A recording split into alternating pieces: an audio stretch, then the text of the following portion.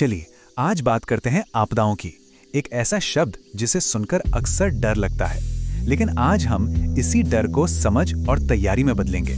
जानेंगे कि कैसे जानकारी और सही प्लानिंग हमारी सबसे बड़ी ताकत बन सकती है। तो सबसे पहला और सबसे जरूरी सवाल, हम सब आपदा शब्द सुनते रहते हैं, बाढ़ आ गई, भूकंप आ गया, पर कभी सोचा है कि आखिर किसी भी घटना को आपदा कहते क्यों हैं? इसका असली मतलब क्या है? देखिए, सीधे साधे शब्दों में कहें तो आपदा एक अचानक से आया संकट है। एक ऐसा संकट जो हमारी जिंदगी, हमारे घर, हमारे आसपास के माहौल और यहाँ तक कि देश की अर्थव्यवस्था को भी हिलाकर रख देता है। ये एक ऐसा झटका है जो हमारी नॉर्मल लाइफ की पूरी लय बिगाड़ देता है। अब यहाँ एक बहुत ही दिलचस्प बात है। जरा सोचिए, अगर किसी सुनसान टापू पर जहाँ कोई नहीं रहता, वहाँ कोई ज्वालामुखी फट जाए, तो क्या हम उसे आपदा कहेंगे? नहीं।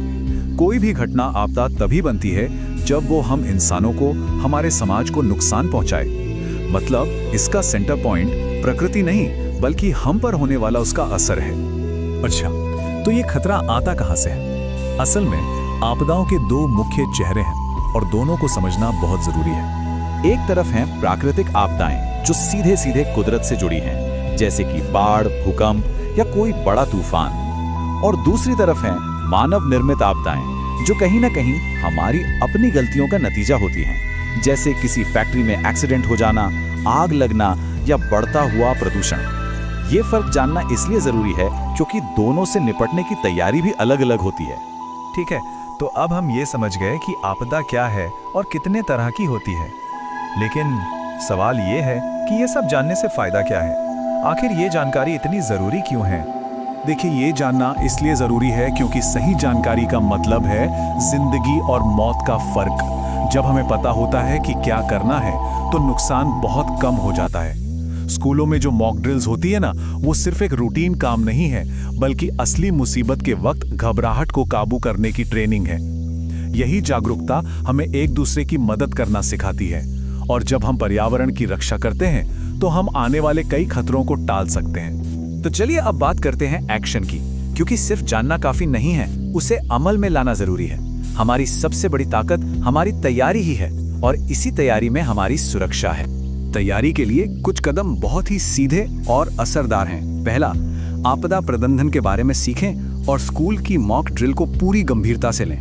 दूसरा, इमरजेंसी नंबर हमेशा याद रखें। तीसरा, पेड़ लगाएं और अपने पर्यावरण का ख्याल रखें, क्योंकि एक स्वस्थ पर्यावरण हमारा सबसे बड़ा कवच है। और हाँ, सबसे जरूरी बात, मुश्किल समय में अफवाहों से बचें और सिर्फ सही जानकारी ही आगे बढ़ाएं। ये सब सिर्फ किताबी बातें नहीं हैं। चलिए आपको एक सच्ची कहानी सुनाते हैं। एक ऐसी कहानी जो दिखाती है कि कैसे सही समय पर मिली सही जानकारी किसी की पूरी दुनिया बदल सकती है।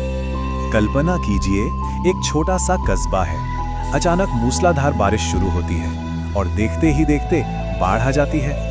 हर तरफ अफरा तफरी मची है, पानी घरों में घुस रहा है और लोग बुरी तरह घबराए हुए हैं। लेकिन उसी घबराई हुई भीड़ में एक स्टूडेंट थी, आराध्या। उसे कुछ ही दिन पहले स्कूल में मिली डिजास्टर मैनेजमेंट की ट्रेनिंग याद थी। उस डर और खौफ के माहौल में वो जानकारी ही उसकी सबसे बड़ी हिम्मत थी। वो घबराई नहीं, उसने अपनी ट्रेनिंग का इस्तेमाल किया। फौरन अपने परिवार और पड़ोसियों को समझाया कि उन्हें क्या करना है। सबको बिजली के खंभों और तारों से दूर रहने को कहा और पास की एक ऊंची और सुरक्षित जगह पर ले गई। आराध्या की उस एक पहल ने सब कुछ बदल दिया। उसकी समझदारी और तैयारी ने एक बहुत बड़े हादसे को टाल दिया।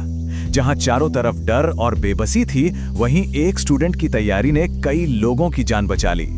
बाद में आराध्या ने एक बहुत ही कमाल की बात कही, जो इस पूरी कहानी का निचोड़ है। आपदाएं हमें डराने नहीं, बल्कि ये सिखाने आती हैं कि हमें तैयार रहना चाहिए।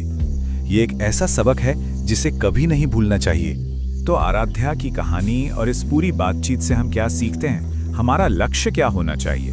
जवाब बिल्कुल साफ है। जब समाज का हर इंसान, चाहे वो एक स्टूडेंट हो या कोई भी नागरिक, जागरूक होता है, तो किसी भी आपदा से होने वाले नुकसान को बहुत हद तक कम किया जा सकता है और सबसे कीमती चीज यानी इंसानी जिंदगी को बचाया जा सकता है। तो इस पूरी चर्चा का मुख्य संदेश बस इतना ही है, आपदाओं से डरने की जरूरत नहीं है। जरूरत है उन्हें समझने की और उनके लिए हमेशा तैयार रहने की।